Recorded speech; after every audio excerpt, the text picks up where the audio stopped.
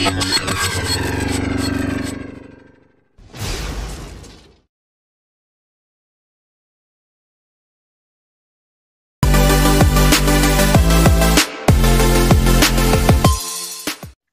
दोस्तों, story unboxing पर आपका स्वागत है।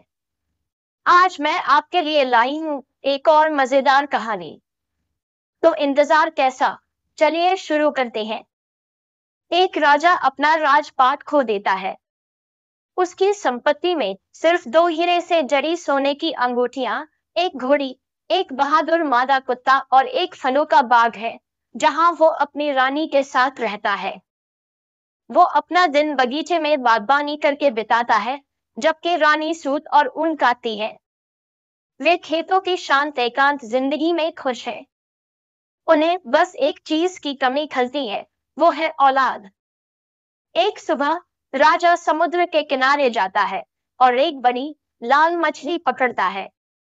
उसे पता चलता है कि लाल मछली जादुई है और बोल सकती है।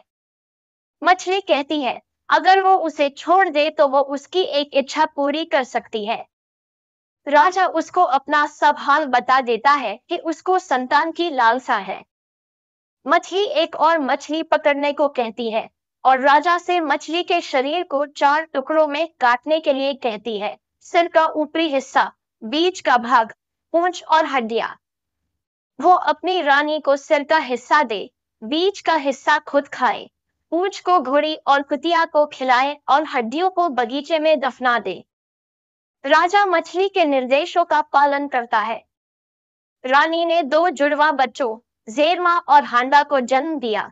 एक के माथे पर सूरज का निशान था और दूसरे के माथे पर चांद का। घोड़ी 2 बच्चों को जन्म देती है, कुतिया 2 पिल्लों को जन्म देती है और बगीचे में 2 चांदी की तलवारें उग जाती हैं। रानी अपने जुड़वा बच्चों को लाड़ प्यार से पालती है। राजा उन्हें बिना काठी के घोड़ों की सवारी करना, हर तरह के हथियारों से लड़ना और पहाड़ों और जंगलों में शिकार करना सिखाता है। जब जुड़वा बच्चे 19 वर्ष के हो जाते हैं, तो राजा बीमार हो जाता है और उसे पता चलता है कि वो अब मरने वाला है। वो अपने बेटों को अपने पास बुलाता है और उन्हें याद दिलाता है कि उनका खून शाही है। एक दूसरे से प्यार से रहें, अपनी माँ की देखभाल करें और अच्छा बर्ताव करें। मरने से पहले वो दोनों को अपनी एक सोने की अंगूठी देता है। 9 दिनों तक उसका शोक मनाते हुए उसके बेटे पूरे सम्मान सहित राजा को दफनाते हैं। रानी अपने पति के लिए दुखी होती है, लेकिन उसके बेटे उसे हौसला देते हैं, जैसा कि उन्होंने अपने पिता से वादा किया था। शोक मनाने के बाद रानी सूत और ऊन काटने के लिए लौट आती है। भाई बगीचे में काम करने के लिए एक किसान को काम पर रखते हैं और किसान की पत्नी घर का काम करती है। 1 साल बाद जेरमा ने हांडा से कहा कि वो दुनिया का सफर करना चाहता है और अपने पिता के खोए राजपाट को जीतना चाहता है, ताकि वे अपने पूर्वजों के गौरव को फिर से हासिल कर सकें। वो सुझाव देता है कि वो भी साथ चले और अपनी चांदी की तलवारें बांध लें, अपने घोड़ों पर चढ़ जाए, अपने 2 कुत्तों को ले लें और अपना घर छोड़ दे। वो अपनी माँ के बारे में चिंतित नहीं है, जो बूढ़ी तो है लेकिन स्वस्थ है, और नौकर उसकी मदद करने के लिए है। हांडा अपने भाई के सुझाव को मान लेता है, इसलिए वे अपनी माँ को अलविदा कहते हैं और घोड़ों और कुत्तों के साथ चले जाते हैं। अपने सफर पर वे एक फूल वाले बादाम के पेड़ के नीचे एक तालाब पर आते हैं, जहां सड़क 2 रास्तों में बंटती है। वे अलग होने का फैसला करते हैं। जिस तरफ भी घोड़ा जाएगा उस तरफ वो अपनी किस्मत आजमाएंगे और हर साल उसी दिन फिर से एकजुट होने की कसम खाते हैं। अगर जुड़वा भाइयों में से कोई एक खतरे में होगा और उसे दूसरे से मदद की जरूरत होगी, तो अंगूठी में लगा हीरा अपनी चमक खो देगा और काला हो जाएगा। दोनों भाई एक दूसरे को गले लगाते हैं। ज़ेरमा का घोड़ा दाहिने रास्ते जाता है और हांडा बायां रास्ता पकड़ता है। कुछ दिनों के बाद ज़ेरमा एक ऐसे शहर में आता है जिसकी सड़कें खाली है और घरों के दरवाजे बंद हैं। वो सूर्य मंदिर के पास पहुंचता है, जहां उसे एक बूढ़ा आदमी रोता हुआ दिखाई देता है। ज़ेरमा बूढ़े आदमी से पूछता है कि क्या हो रहा है। उस आदमी का कहना है कि कुलक्षेत्र नाम के अजगर ने लगभग 1 महीने पहले नदी के बहाव को रोक दिया था। जिन वीरों ने अजगर को मारने की कोशिश की, वे सभी मारे गए। बुजुर्गों ने सुझाव दिया कि राजा पानी छोड़ने के लिए अजगर से मोल भाव करे। अगर कुलक्षेत्र को हर दिन एक सुंदर युवती का प्रसाद मिलता रहेगा, तो वो पानी छोड़ने की पेशकश मंजूर कर सकता है। बूढ़े आदमी का कहना है कि उसकी बेटी को एक दिन पहले भेजा गया था और राजा की बेटी वर्धा कुज्जा को उस दिन भेजा जाना था।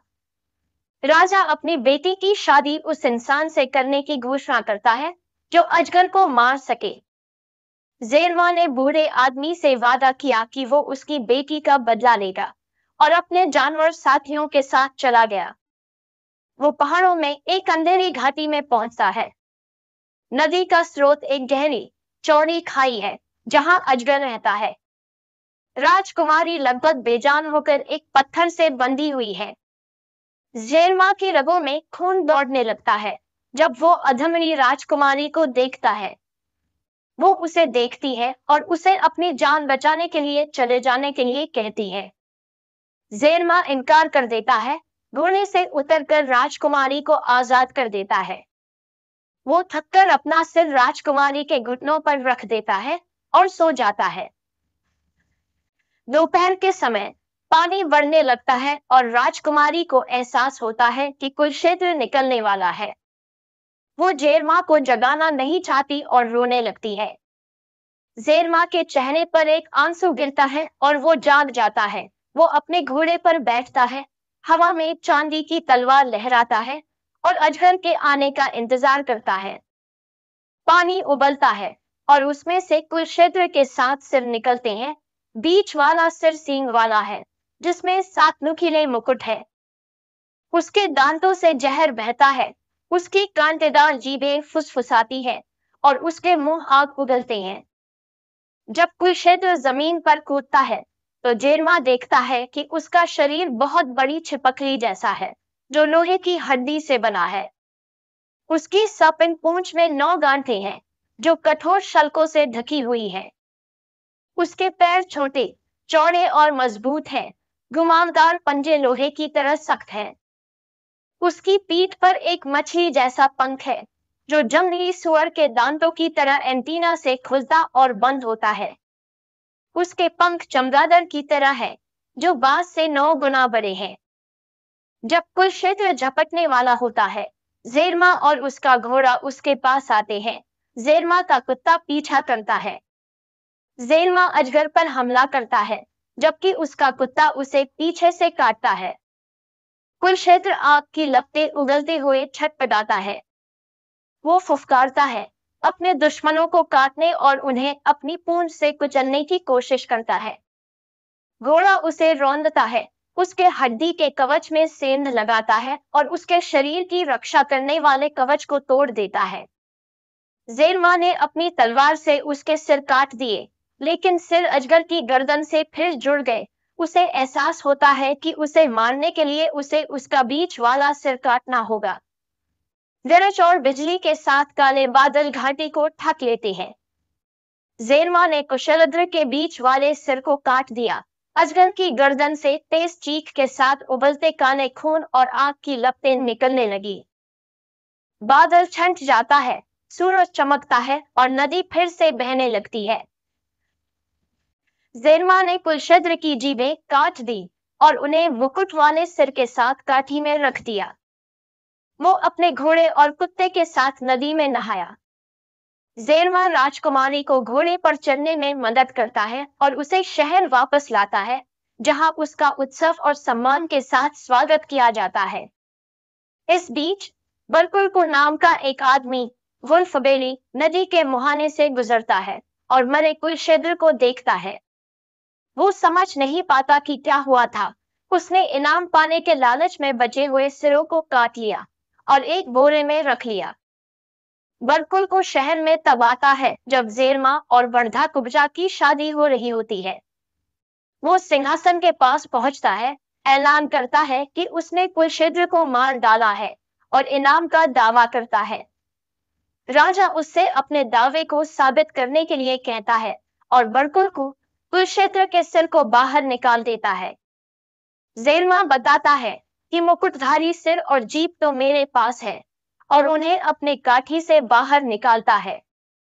राजा सूर्य देवता की शपथ लेता है कि अगर बरकुल के पास अपने बचाव के लिए कोई सबूत नहीं है तो वो उसे जान से मारने का आदेश देगा।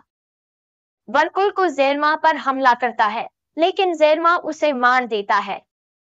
जब जेरमा और बरधा कुप्चा एक दूसरे को वरमाला डालने वाले होते हैं, तो जेरमा को पता चलता है कि उसकी अंगूठी का हीरा काला हो गया है। उसने ये कहते हुए समारोह रोक दिया कि उसे तुरंत जाना है। जेरमा ने अपनी दुल्हन को गले लगाते हुए उससे कहा कि वो उसके लिए 1 साल, 1 महीने और 1 दिन तक इंतजार करे। अगर वो वापस नहीं आया तो वो दोबारा शादी करने के लिए आजाद होगी। वो अलविदा कहता है और अपने भाई को बचाने के लिए अपने घोड़े और कुत्ते के साथ निकल जाता है। उधर अपने भाई को छोड़ने के बाद हांडा और उसके जानवर साथी घने जंगल में पहुंचने से पहले मैदानों, जंगलों और पहाड़ों को पार करते हैं। वो अपना रास्ता बनाने के लिए कटीली झाड़ियों और पेड़ों को काटते हुए कठिनाई से आगे बढ़ता है। जब जंगल कम हो गया तो हांडा को एक झरने के पास एक झोपड़ी दिखाई दी, जहां एक बूढ़ा आदमी आराम कर रहा था। वे एक दूसरे का अभिवादन करते हैं और आदमी हांडा को सलाह देता है कि वह आगे न बढ़े क्योंकि उसे मौत से भी बदतर जोखिम का सामना करना पड़ेगा। हांडा का कहना है कि जो भी किस्मत में है वही होगा और चलना जारी रखता है। हांडा जानास के बगीचे में आता है। सफेद कपड़े पहने अप्सराएं हंसकर, नाच और गाने के साथ उसका स्वागत करती हैं, प्यार और सेवा से राजकुमार को मोहित करती हैं। वे उसे बताती हैं कि अर्थली ब्यूटी पहाड़ की तलहटी में गुफा में रहती है। नशे में हांडा अर्थली ब्यूटी को ढूंढना चाहता है। वो जानास को छोड़ देता है, अपने घोड़े और कुत्ते के साथ एक बगीचे के प्रवेश द्वार पर पहुंचता है जो सुनहरे और खुशबूदार फूलों से घिरा हुआ है। एक बूढ़ी औरत उससे पूछती है कि वो क्या ढूंढ रहा है। हांडा ने जवाब दिया कि वो अर्थली ब्यूटी से मिलना और शादी करना चाहता है। बूढ़ी जादूगरनी कहती है, अगर वो बुद्धि, तलवार चलाने और घुड़सवारी का इम्तिहान पास कर लेता है तो वो उसे दाखिल होने देगी। इम्तिहान में एक पहेली को हल करना, एक ऊनी धनुष को 2 हिस्सों में काटना और छुए बिना ऊंची बाढ़ पर चढ़ना शामिल था। हांडा उन सभी में नाकामयाब होता है। चुड़ैल उस पर, उसके घोड़े और उसके कुत्ते पर जादुई मरहम छिड़कती है जिससे वे पत्थर में बदल जाते हैं। इधर जेरमा को तब अपनी अंगूठी का काला पन्ना दिखाई देता है। जेरमा फूल वाले बादाम के पेड़ के नीचे पहुंचता है और हांडा के जाने वाले रास्ते का पीछा करता है और बूढ़े आदमी की झोपड़ी पर पहुंचता है। बूढ़ा आदमी जेरमा को बताता है कि उसका भाई अर्थली ब्यूटी के बगीचे की ओर जाने वाले रास्ते पर गया था। उसने हांडा को न जाने के लिए मनाने की कोशिश की, लेकिन वो नहीं माना। बूढ़े आदमी का कहना है कि हांडा से मिलने से पहले उसने कई और लोगों को उसी रास्ते पर जाते देखा जो फिर कभी वापस नहीं लौटे। समझदार बूढ़ा आदमी जेरमा को अपनी झोपड़ी में ले जाता है, जहां वो हांडा को बचाने में मदद करने के लिए गुप्त विद्या साझा करता है। जेरमा बूढ़े आदमी को अलविदा कहता है और चला जाता है। जानास के बगीचे में अप्सराएं नाच गाने से उसका मनोरंजन करने की कोशिश करती हैं। वो ये कहते हुए नहीं रुकता कि वे बहुत सुंदर है, लेकिन उसके लिए नहीं है। अर्थली ब्यूटी के बगीचे के प्रवेश द्वार पर जेरमा बूढ़ी चुड़ैल से मिलता है और उसकी चुनौती स्वीकार करता है। वो चुड़ैल की पहेली को सुलझाता है, ऊनी धनुष को 2 हिस्सों में काटने के लिए चांदी की तलवार का इस्तेमाल करता है और अपने घोड़े के साथ बाढ़ पर कूदता है। इससे पहले कि चुड़ैल उस पर जादुई मरहम छिड़के, वो उसे पकड़ लेता है और एक पेड़ से बांध देता है। जेरमा ने उसे धमकी दी कि अगर उसने उसे अपना भाई नहीं दिखाया तो वो उसे मार डालेगा। कांपते हुए वो उसे हांडा सहित कई मरे हुए आदमी दिखाती है। वो डायन से पूछता है कि वो उसे बताए कि उसके भाई को कैसे वापस जिंदा किया जाए। वो जेरमा को सफेद लिली के कैलिक्स से निकलने वाली ओस से हांडा की आंखों और होठों को लगाने के लिए कहती है। वो चुड़ैल को आदेश देता है कि वो उसे बताए कि ये फूल कहाँ है, और वो मरने के डर से उसकी बात मान लेती है। फूल को ढूंढकर जेरमा ने हांडा की आंखों और होठों पर उसकी ओस छिड़क दी। जब हांडा के शरीर में जान आती है, जेरमा उसे गले लगा लेता है। फिर वो हांडा के जानवर दोस्तों और बाकी आदमियों पर ओस छिड़कता है। जब जेरमा ने बाकी सभी को जगाया, तो चुड़ैल ने उसे रुकने के लिए चीख उठी, लेकिन उसने उसे अनदेखा कर दिया। गुस्से से भरकर वो खुद को एक काले बिल्ले में बदल लेती है और अपने शरीर को मोड़कर खुद को आजाद करने की कोशिश करती है। चुड़ैल पास के एक पेड़ से चिपक जाती है और जिस पेड़ से वो बंधी होती है, उसे उखाड़ने की कोशिश करती है। वो नाकाम हो जाती है। उसका शरीर दो हिस्सों में काट जाता है और वो मर जाती है। जब मरे हुए लोग वापस जीवित हो गए, तो जुड़वा भाइयों को पता लगता है कि वे सभी बहादुर राजकुमार हैं। हांडा का सुझाव है कि वो और बाकी लोग अर्थली ब्यूटी से शादी करने के लिए एक मुकाबला करें। जेरमा को उनकी जान बचाने के लिए और अपना आभार प्रकट करने के लिए वे हांडा को बिना किसी लड़ाई के अर्थली ब्यूटी से शादी करने की अनुमति देते हैं। जेरमा ने राजकुमारों से कहा कि जब वे ब्यूटी से मिलने जाएं, तो वे उसके और हांडा के पीछे पीछे चले, और वे स्वीकार कर लेते हैं। जुड़वा भाई और उनके साथी ब्यूटी की गुफा में पहुंचते हैं और उसे अपनी नौकरानियों से घिरे एक सरू के पेड़ की छाया में पाते हैं। वो उनका स्वागत करती है और हांडा की ओर अपना हाथ बढ़ाती है। ब्यूटी की आंखें चांद सी हल्की और विनस सी चमकीली है। जेरमा दो फूल माला बनाता है और उन्हें ब्यूटी और हांडा के सिर पर रखता है। इसके बाद 9 दिन तक उत्सव मनाया जाता है। जेरमा अपने साथियों को इकट्ठा करता है और उन्हें अपने पूर्वजों के राज्य को विदेशी राजा से आजाद कराने में मदद करने के लिए आग्रह करता है। सभी सहमत हो जाते हैं और युद्ध के लिए निकल पड़ते हैं। हालांकि जुड़वा भाइयों की सेना विदेशी राजा की सेना से छोटी है, फिर भी वो दुश्मन पर हावी होने लगते हैं। जब विदेशी राजा को पता चलता है कि वो अब जीत नहीं सकता या खुद को बचा नहीं सकता, तो वो युद्ध में रूप बदलकर धोखे से उनकी सेना में शामिल हो जाता है। हांडा अपनी चांदी की तलवार से राजा को मार डालता है। सिंहासन का उत्तराधिकारी जेरमा हांडा को अपने पूर्वजों के मुकुट देता है और अपने भाई को राजा के रूप में स्वीकारता है। जुड़वा भाई अपनी मां को फिर से मिलते हैं और उन्हें अपने खोए राज्य में लौटा लाते हैं। जेरमा और उसकी सेना उसे अपने भाई के पास लाने के लिए अर्थली ब्यूटी की गुफा में जाती है। लंबे सफर के बाद वो बीमार हो जाता है। जेरमा के बरधा कुक्चा के पास लौटने का आखिरी दिन करीब आ गया है। बिस्तर से उठने में बहुत कमजोर होने के कारण वो हांडा को भेजता है। जब हांडा अपने भाई द्वारा आजाद कराए गए शहर में पहुंचता है, तो उसे गलती से जेरमा समझ लिया जाता है और जश्न मनाया जाता है। वो अपनी भाभी के साथ बिस्तर में जाने के लिए मजबूर है। वो उसे बताता है कि वो कौन है और दोनों के बीच अपनी तलवार रख देता है। सुबह जेरमा अचानक से आता है।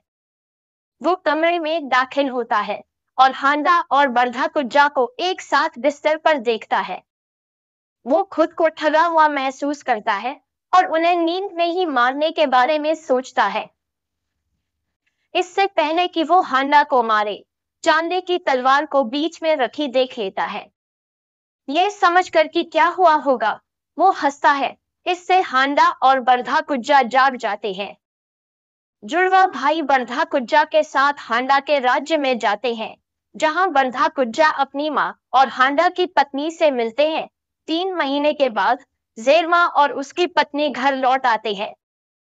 क्योंकि जेरमा के ससुर बहुत बूढ़े हैं और आराम करना चाहते हैं, इसलिए उन्होंने अपना सिंहासन ज़ेरमा को दे दिया और उनके सिर पर सोने का मुकुट रख दिया। कहानी पसंद आई हो तो लाइक और शेयर कर दो। ऐसी ही बहुत सी कहानियों के लिए हमारे चैनल को सब्सक्राइब कर दो। मिलते हैं अगली कहानी में। तब तक के लिए हंसते रहिए, मुस्कुराते रहिए।